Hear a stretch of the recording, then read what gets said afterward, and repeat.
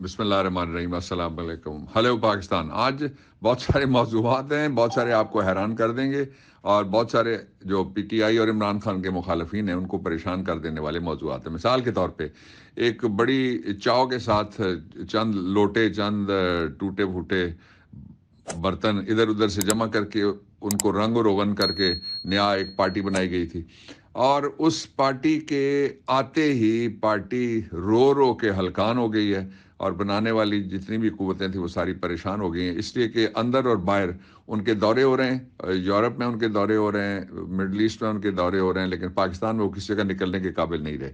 इसलिए उस पार्टी का मैंने शुरू में ही कहा था कि ये जिस तरह एक पार्टी बनी थी, पहले उसको किल्लत कहा गया, फिर उसको जिल्लत कहा गया, और फिर पता नहीं क्या क्या कहा गया। हम तो कुछ नहीं कहते, लोग उनको इससे भी आगे जाके सारा कुछ कह रहे हैं। मैं जो आपको बताना चाहता हूँ आज, वो सबसे पहले जो पाकिस्तान तहरीक इंसाफ की रिसर्जेंस है, वो रिसर्जेंस के बारे में मैं आपको बताना चाहता हूँ कि किस तरीके से जब एक तरफ पूरा जोर लग रहा है, सारी कुव्वतें मिलकर लगी हुई हैं कि पाकिस्तान तहरीक इंसाफ को तोड़ा जाए, तो मैं आपको सिर्फ एक मिसाल देना चाहता हूँ आज। अच्छा, ये मैं एक दफ़ा फिर आपसे कहूँ कि आज बहुत इंपॉर्टेंट मौज़ूआत हैं, और इसलिए ज़रा गौर से सुनिएगा और इनको ये शेयर करने के काबिल भी हैं। आजकल जब पीटीआई को आप देख रहे हैं कि हर हद अबूर कर दी गई है कि इन हालात में कि तोड़ दिया जाए और इसको ख़राब किया जाए और लोगों को भगा दिया जाए, तो मैं आपको एक डिवीज़न, मैं मुख्तलिफ डिवीज़न की बात करूंगा। आज डीजी खान डिवीज़न के 4 अजला है, उसकी क्या पोजीशन है और पार्टी कौन छोड़ के गया है, प्रोपेगेंडा कितना है और हकीकत कितनी है, ये मैं आपके सामने रखना चाहता हूँ। और मैं इस ये जो डेरा गाजी खान डिवीज़न है, इसके लोगों को और पीटीआई के मैं लीडरशिप को और सारे वर्कर्स को और आवाम को मैं शाबाश देना चाहता हूँ, खराज तहसीन भी पेश करना चाहता हूँ। पूरे डिवीजन में अभी तक किसी बड़े धड़े ने जो पीटीआई के साथ है, पीटीआई नहीं छोड़ी। और जिनको हालिया सूबाई टिकट जारी किए गए थे, इनकी क्या पोजीशन है? कुल 30 सूबाई सीटों के टिकट होल्डर में से अभी सिर्फ 2 लोग हैं अभी तक जो पार्टी छोड़ी है, बाकी 28 टिकट होल्डर्स हैं। वो सारे दबाव के बावजूद और सारी रियासती दहशत गर्दी के बावजूद वो खड़े हैं। पहले चलिए जिला डीजी खान में सिर्फ 8 सूबाई सीटें हैं, जिनमें से एक बंदा जो कि जिसको सबसे ज्यादा नवाजा गया था, उस्मान बुजदार, वो पीटीआई उसने छोड़ी है। बाकी 7 टिकट होल्डर्स पीटीआई के साथ खड़े हैं। दूसरा जिला राजनपुर है जी। राजनपुर में कुल 5 सूबाई सीटें हैं और पीटीआई के तमाम 5 के 5 टिकट होल्डर जो है वो इसके साथ खड़े हैं। अगला जिला लिया की कुल 5 सूबाई सीटें, जिनमें से पीटीआई का एक टिकट होल्डर है पीपी 283 में से मिस्टर रफाकत, वो पीटीआई छोड़ गया है। जिन हालात में भी छोड़े बहरहाल छोड़ गया है। बाकी 4 टिकट होल्डर्स पीटीआई के साथ खड़े हैं। और जो अगला जिला है जी, आखिरी, वो है जिला मुजफ्फरगढ़। कुल 12 सूबाई असेंबली की सीटें, और अभी तक पीटीआई के तमाम 12 के 12 टिकट होल्डर्स जो हैं वो अपनी जगह पहाड़ की तरह खड़े हैं और शेर की तरह डटे हुए हैं। इसलिए यह प्रोपेगेंडा कि पीटीआई खाली हो गई, पीटीआई छोड़ गई, इसके उल्टा सूरत हाल कि जो नई पार्टी बनाई गई थी उसका जनाजा उठ गया सियासी तौर के ऊपर, और जो पाकिस्तान तहरीक इंसाफ है वो नई बुलंदियों को छू रही है। इसी मरहले पे मैं आपको एक और चीज़ आपसे मैं शेयर करना चाहता हूँ, और वो बहुत ज़रूरी है। वो ये है कि जो इलेक्शन कमीशन ऑफ पाकिस्तान है, उसमें पाकिस्तान तहरीक इंसाफ इमरान खान हम सबसे बड़ा स्टेक होल्डर हैं। इसलिए एक तवज्जो दीजिएगा सारे वोटर्स इस बात पे कि 13 जुलाई 2023 तक वोट के इंदराज और इखराज और दुरुस्तगी, 3 चीज़ें। इंदराज नया दर्ज करना है अगर को बनाना है जिसकी उम्र हुई है, इखराज यानी एक जगह से खारिज करके, और दुरुस्तगी यानी दूसरी जगह चला गया किसी गलत जगह, वो आखिरी तारीख जो है वो 13 जुलाई है। इसलिए आज ही जो आपका ज़िले का इलेक्शन कमिश्नर है उससे आप रुजू करें, और ये बहुत ज़रूरी है इसलिए कि फ़ैसला जो पाकिस्तान के मुस्तकबिल का वो आपके हाथ में है, और ये करना है आपने इलेक्शन में अपने वोट को इंश्योर करके।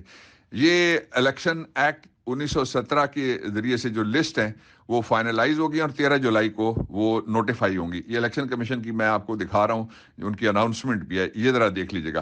फिर उसके साथ ही जो कराची का इलेक्शन हुआ था, उस सिलेक्शन को, मेयर की सिलेक्शन को रिजेक्ट कर दिया गया, और इमरान खान के कोर्ट्स इस तरह से चल रहे हैं जो पाकिस्तान की तारीख में ट्रेंडिंग में है, कभी पहले नहीं हुआ। और जो मरियम नवाज शरीफ है, वो फ्यूचरलेस मरियम नवाज शरीफ है, ये भी ट्रेंडिंग है। और जो सारी ट्रेंडिंग है वो पब्लिक के अंदर है, बाकी सब तो कहानी है। पब्लिक में किस तरह की ट्रेंडिंग है, आइए मैं आपको लेके चलता हूं। जिसको सबसे ज्यादा पसमानदा इलाका, दूर दराज इलाका कहा जाता है, वो जीबी है, गिलगित बल्तिस्तान।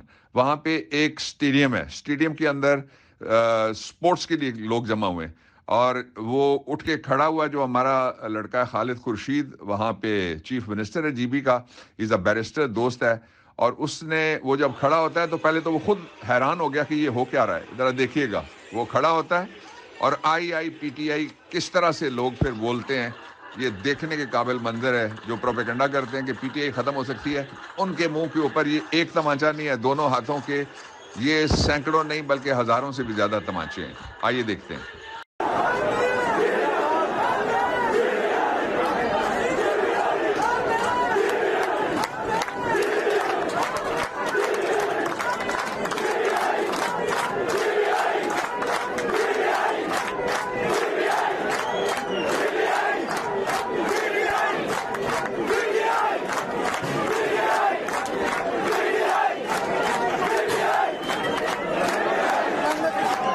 آپ کو یاد ہوگا میں نے آپ کو ایک اشارہ دیا تھا کہ ایک بڑا جھوٹ ہم نے ایک پکڑ کے دکھا دیا تھا آپ کو ڈاکیومنٹری, اور آج ایک بڑا جھوٹ ہے جو وائس آف امریکہ نے اس کا جو ساؤتھ ایشین سینٹرل ایشیا کا جو ڈیسک ہے اس نے پکڑا ہے, اور 16 جون کو یہ جھوٹ انہوں نے پکڑ کے بتایا کہ رشیا نے جو تیل بیچا ہے جس کے بارے میں شہباز شریف نے کوشش کی تھی کہ میں یہ لے کے آیا ہوں, وہ پاکستان کو کہا تھا کہ بڑا رعایتی تیل ہے, وہ انہوں نے لکھا ہے کہ the Russia says it's selling oil to Pakistan without special discount, یعنی کوئی ڈسکاؤنٹ نہیں ہے.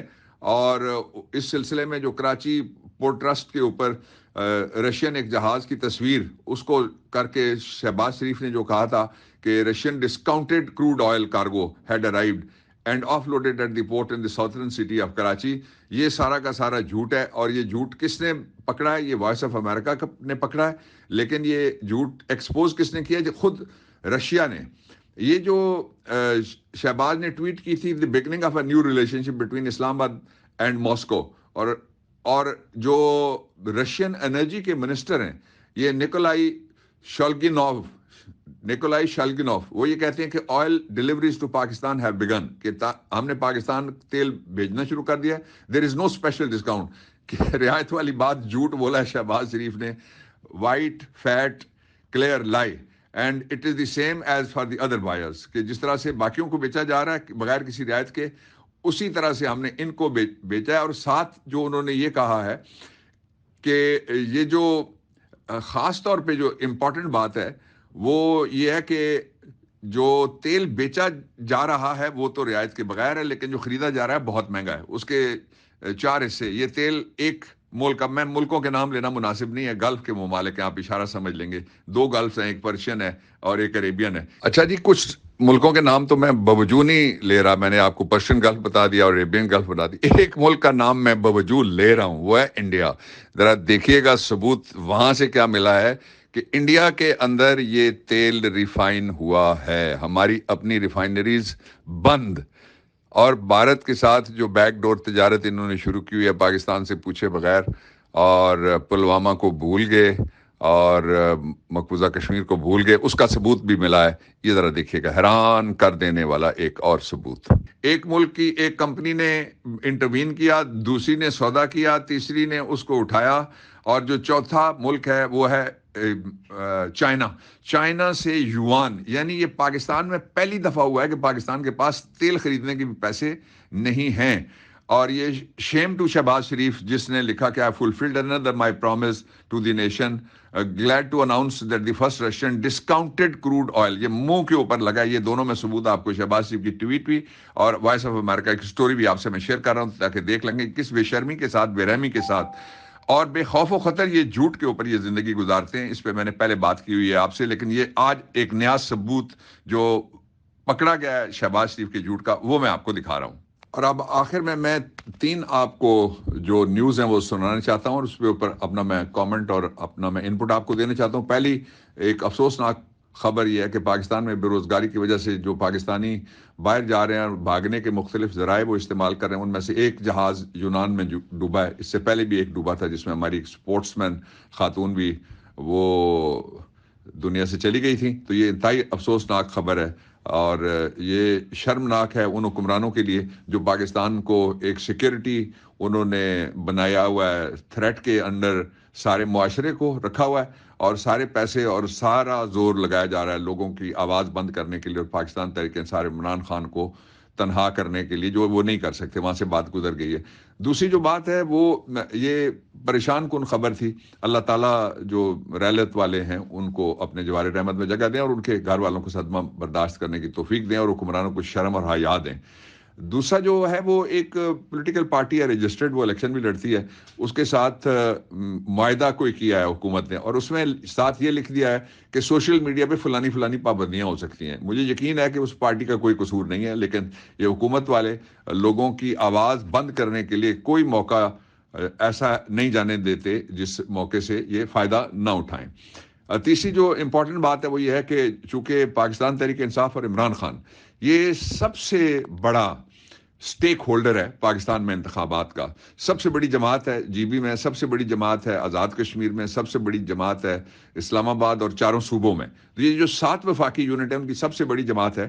اس کی طرف سے میں یہ مطالبہ کرنا چاہتا ہوں الیکشن کمیشن آف پاکستان سے کہ وہ الیکشن کمیشن آف پاکستان باقی کام کرنے کے لیے گورنمنٹ سے بھی ملتا ہے، ادھر ادھر بھی جاتا رہتا ہے، وہ فوری طور پہ عدلیہ سے رجوع کرے۔ سپریم کورٹ کی چیف جسٹس صاحب سے میں مطالبہ کرتا ہوں، چاروں جو صوبائی اور اسلام آباد کا ہائی کورٹ ہے ان کے چیف جسٹس صاحب سے میں مطالبہ کرتا ہوں کہ الیکشن فیئر اور فری اگر نہیں ہوگا تو پاکستان کو استحکام نہیں ملے گا، سوال ہی پیدا نہیں ہوتا۔ پاکستان کو اگر سیاسی استحکام نہیں ملا تو معاشی استحکام ملنے کا بھی سوال پیدا نہیں ہوتا۔ اس لیے یہ وقت کی ضرورت ہے کہ فوری طور پہ فیئر اینڈ فری الیکشن کے لیے پاکستان کی سب سے بڑی جو پولیٹیکل پارٹی ہے پاکستان تحریک انصاف، سب سے بڑے جو لیڈر ہیں عمران خان، اور پاکستان کے سب سے بڑے جو پارلیمنٹری سٹیک ہولڈر ہیں وہ ہم ہیں۔ اس لیے میں اپنی طرف سے اور پوری قوم کی طرف سے اور پارٹی کی طرف سے یہ مطالبہ کر رہا ہوں کہ وہ سرکاری ملازم جو اے سی ہیں، ڈی سی ہیں، تحصیلدار ہیں، یہ سارے کے سارے جو گلے گلے تک بد انتظامی میں اور کچھ کرپشن میں ڈوبے ہوئے لوگ ہیں، ان میں سے اگر الیکشن کروایا جائے گا تو ڈسکا والا الیکشن ہوگا، اور جس طرح ہمارا جو اسجد تھا وہ جیتا ہوا تھا، اس کو ہروا دیا گیا، وہ ہاری ہوئی خاتون کو جتوا دیا گیا، اس طرح کے کام کریں گے۔ میرے اپنے علاقے میں 2 راتیں گن کے پھر آخر میں کہا جی کہ 45 ووٹوں سے پاکستان تحریک انصاف ہار گئی ایک صوبائی اسمبلی کے الیکشن میں، اور سب کو پتا تھا کہ وہ کیوں اور کس طرح اور کہاں پہ انہوں نے کو میرے خیال 50 دفعہ تو وہ کہتے ہیں جی آر ٹی ایس بیٹھ گیا، جہاں ووٹ زیادہ ہوتے تھے آر ٹی ایس بیٹھ جاتا تھا۔ تو یہ میں مطالبہ ایک دفعہ پھر دہرانا چاہتا ہوں کہ جوڈیشل آفیسرز کو لگایا جائے تاکہ دھاندلی کا امکان کم کیا جا سکے۔ خوش رہیے، پاکستان پائندہ باد۔